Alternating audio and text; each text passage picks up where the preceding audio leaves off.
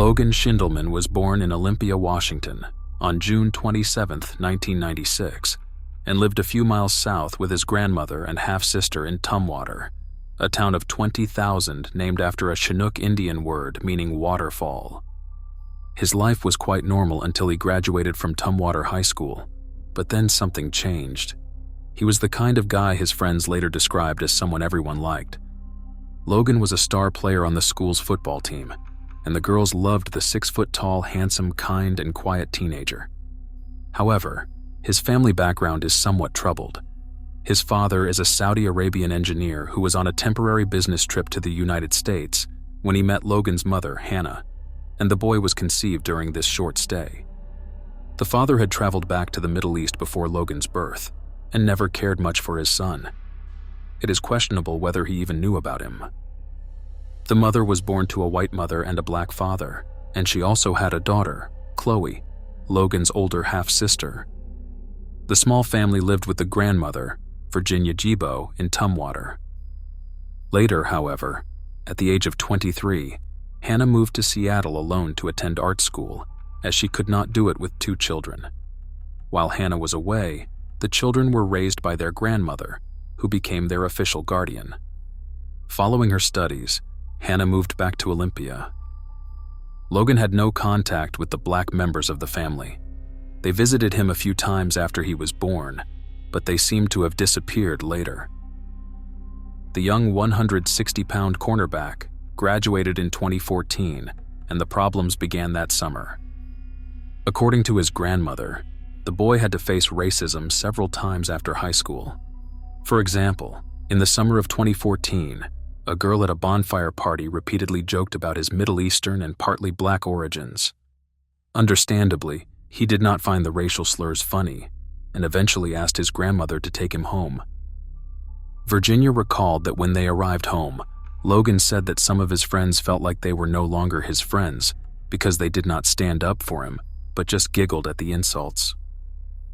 One of his white friends said that after that incident, he contacted Schiendelman several times on Facebook, but he only read the messages and never replied. By this time, he was spending more and more time at home, alone in his room, increasingly isolating himself from his former group. Logan had previously wanted to attend Eastern Washington University in Cheney, where many of his friends had applied, but because of the changed circumstances in his relationships, he instead chose Washington State University in Pullman, located about 330 miles or 530 kilometers from Tumwater, where he didn't know anyone. The grandmother said it was clear that he was going through an identity crisis due to the loss of his childhood friends and his complicated family background. Worth noting that Tumwater is 85% white and only 1.7% African American, and although the town's population is known as a progressive and accepting community where racism is unknown, the young man still felt alone. Logan attended the university for just 1 year. According to his uncle, retired Thurston County Sheriff's Lieutenant Mike Ware, the school year didn't go well socially for him. The 19-year-old partied a lot, rarely attended lectures, and struggled to make friends. Despite this, he continued to play American football in Pullman, participating in a total of 14 games. Eventually, the once decent high school student's grades became so poor, he couldn't continue the following semester. He ultimately decided to move back home to Tumwater. Schiendelman planned to save money by taking on various jobs while seeking purpose in his life. The once funny and nice guy, who found common ground with everyone, was gone by then. Whether anything traumatic happened to him at university has never been revealed. The previously clean Logan started smoking marijuana there, which he continued to do at home. As time went on, he reached for the soft drug more and more often. He became even more withdrawn. In Tumwater, he took on various low-paying jobs, such as on his aunt's 5-acre farm and in a laundering facility that worked for hospitals and nursing homes. He didn't really know what to do with his life, and Virginia described him as increasingly paranoid and often saw him as troubled. One of his friends, Alyssa Parrish, said in an interview with True Crime News that he once went to her workplace to apply for a job, but when Alyssa greeted him and asked how he was, the boy became nervous. Logan's family said that by this time, he had already started hanging out with a different group of people, none of whom they knew. He frequently stayed out at night and only went home in the early hours or in the morning. Logan Schiendelman started down a perilous path. His drug use became more frequent, and his relatives were only aware of his marijuana use. And this is how we arrive at May 19, 2016, which started as an ordinary Thursday. The family was getting ready for their morning routine when, according to the grandmother's recollection, a suspicious conversation took place between her and Logan.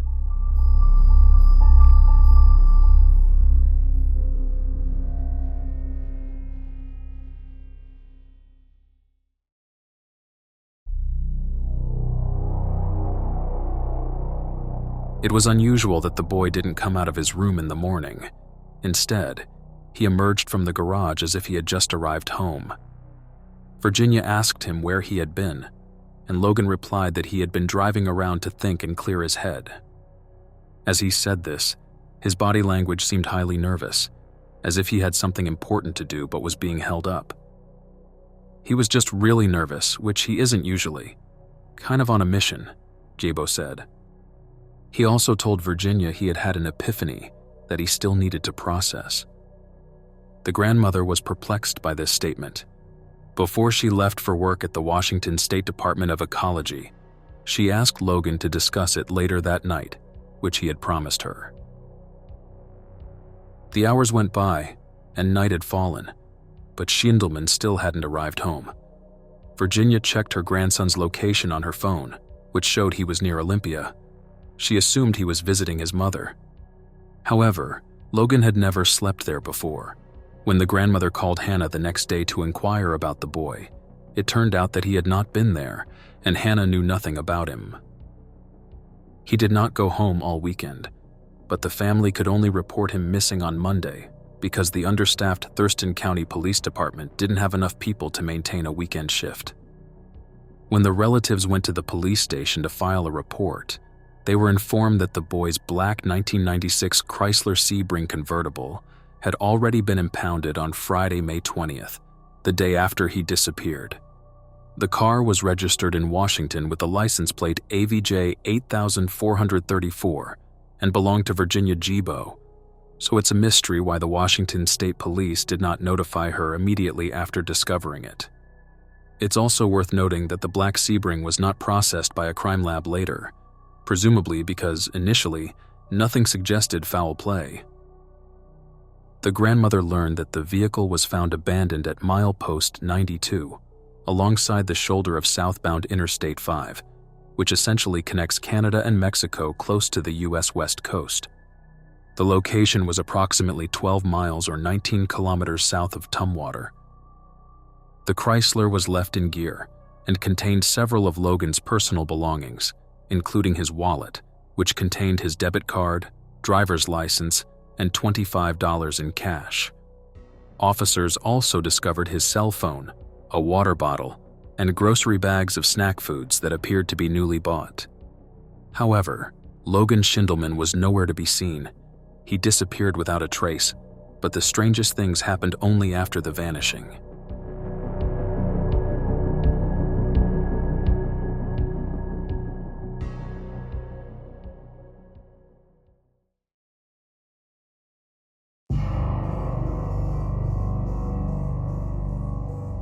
On the day he disappeared, Logan wore a black windbreaker, white t-shirt, jeans, and Nike tennis shoes. He was severely allergic to peanuts, so he was supposed to carry an EpiPen in case of exposure, but he didn't have one with him. He had black hair and brown eyes, and usually shaved his beard. He could be distinguished by a small scar on his left forearm. After the investigation began, several witnesses said they had seen his car on Interstate 5 on May 20th. A woman claimed she saw the vehicle parked near exit 95 of the interstate on her way to work in the morning, and two unknown Caucasian males were standing next to Logan at the back of the Chrysler. One of the men was very thin and about 6 feet tall, wearing a tank top and jean shorts that were too small for him. He had his blonde hair in a bowl haircut. The other man had shoulder-length blonde hair and wore a flannel shirt with jeans. They haven't been found to this day, but a sketch of one of them was published. The same woman also said that she had found the car in the same place in the late afternoon or early evening when she was on her way home. The hood was lifted, but no one was there by then. More interesting things happened on May 20th, but they only became known when authorities began to retrace emergency calls from the area. Investigators discovered that on the day of the disappearance, around 2 p.m., 3 witnesses called the police, reporting that a vehicle identical to Logan's was slaloming at high speed between cars on Interstate 5 at mile 92, close to where the Chrysler was found later. The witnesses claimed the Sebring veered across 3 lanes and drifted towards the center divider, hitting the concrete barrier and stopping. But the most mysterious part was that the 3 witnesses, entirely independently of each other, claimed that the car had no driver. A truck driver driving north reported that while the vehicle was still moving, he saw a 6-foot-tall white man with reddish light brown hair jump out of the car from the passenger side. The man left everything behind and ran into the dense forest next to the road. Investigators searched within a 2-mile radius of the car's location using foot patrols, 6 teams of sniffer dogs, and helicopters. Despite their efforts, they found nothing, and the animals did not detect any scents. The man's identity remains a mystery. The area is extremely thick and brushy. I've spent hours out there searching myself. Canines were brought in to search, and it's been covered extensively, but nothing has been found, Logan's uncle said. The bags filled with groceries in Logan's car were found on the center console between the driver and passenger seats. If the unknown figure had been driving the vehicle and then jumped out from the right side, he would have needed to climb over the center console, and the bags would have been knocked down. However, that didn't happen. The bags remained untouched. The examination of Schiendelman's phone revealed that he, or whoever had the phone, was first heading south on Interstate 5 around 3 a.m. on Friday, then suddenly turned around in the opposite direction, heading north. At some point, he drove south again and stopped shortly after, where police recovered the Chrysler. However, the phone's signal could not be traced back after 4:30 a.m., meaning it could have been turned off.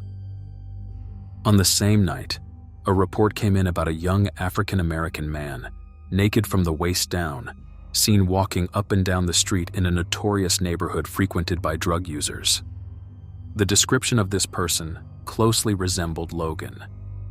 Worth noting that on May 20th, witnesses had reported seeing a naked teenager running around in the area near where Logan's vehicle had been discovered. The police went to the neighborhood with dogs, but they found nothing. Thurston County Detective Frank Frawley stated, "We thought that might have been Logan, and so they did initiate a search using dogs. They didn't locate anything. Could have been Logan. Could have been anybody." On May 26, 2016, detectives began investigating Logan's social media and discovered a check-in at the Olympia Regional Airport. The police later stated that to their knowledge, no one else knew his password.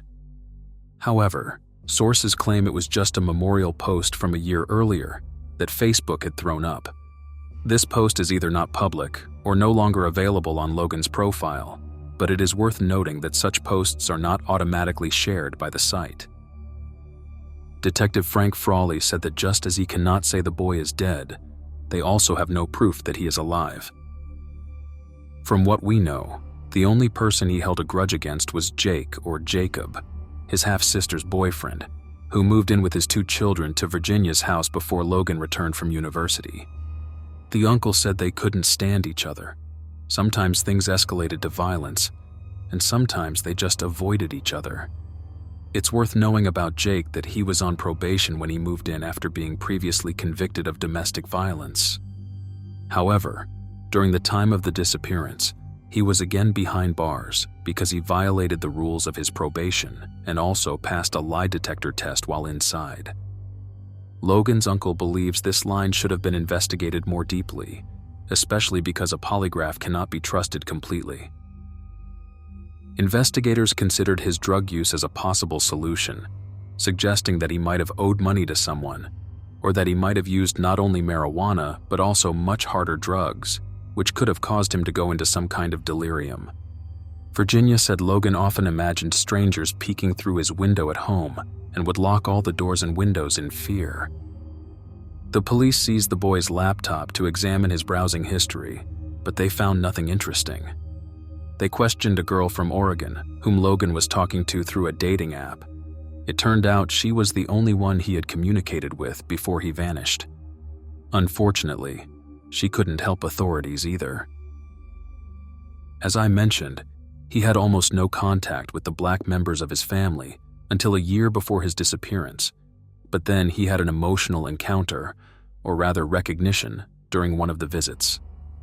Logan found his aunt, Tina Crary, on Facebook, and they arranged to meet in person.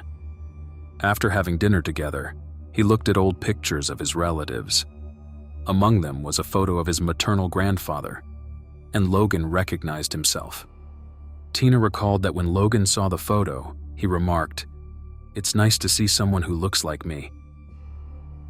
Crary claimed he didn't tell his grandmother about this visit, thinking she would be upset, but Virginia Gibo contradicted this and said Logan informed her beforehand.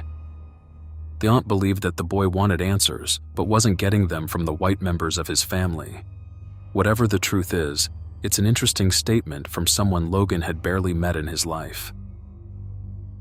Friends and family try to keep the case alive with a relatively active Facebook group of 17,500 members. They also managed to collect a $10,000 reward with the help of volunteers who sold bracelets featuring Logan's name. They sold them at his former high school, and the bracelets also included the date, May 19, 2016, the day of the disappearance, and the letters NGUNNGU, which stands for the football team's slogan, "Never give up, never, never give up." Relatives also hired a private detective, but the investigation wasn't fruitful. They also rented a billboard next to Interstate 5 and held vigils and masses for the young man at Mountain View Church in Tumwater. It has been suggested that while searching for his family, he may have wanted to learn more about his father and reach him somehow. However, the cell phone and personal documents left in the car contradict this. In January 2017, Sergeant Carla Carter said, "All leads have been exhausted at this point. The case remains open and active, and any tip that we receive is thoroughly investigated." The identities of the blonde men standing next to Logan on the highway and the brunette who ran into the woods from the driverless car were never found. This means that there are still individuals in the world who know the truth, but choose not to cooperate. Therefore, the disappearance of Logan Schiendelman remains unsolved.